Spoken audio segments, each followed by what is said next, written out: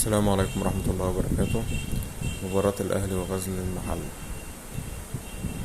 تاني تعادل للأهلي في الدوري. لسه بنقول يا هادي بسم الله الرحمن الرحيم، وتاني تعادل. ماشي، انت بتلعب برا أرضك، بس عادي برضو ان الأهلي متعود ان هو يكسب برا أرضه.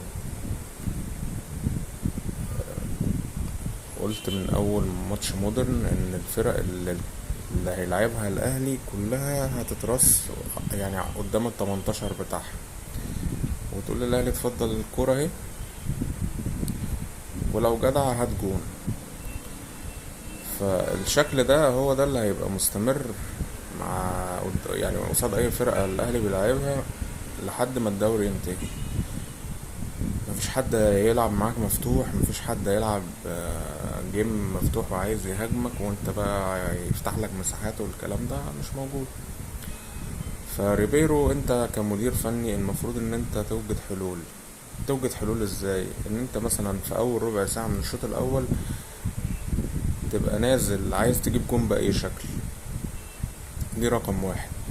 الوقت مر معاك، دخلت في الشوط التاني، لازم يبقى فيه يعني تكتيك وتغييرات جوه الملعب. حضرتك برضو لسه مصمم ان انت تلعب من قلب الملعب. لما يبقى فيه تكتلات المفروض ان انت تفتح على الاطراف وتعمل كثافة عددية من المهاجمين في منطقة ال18 بتاعة الخصم.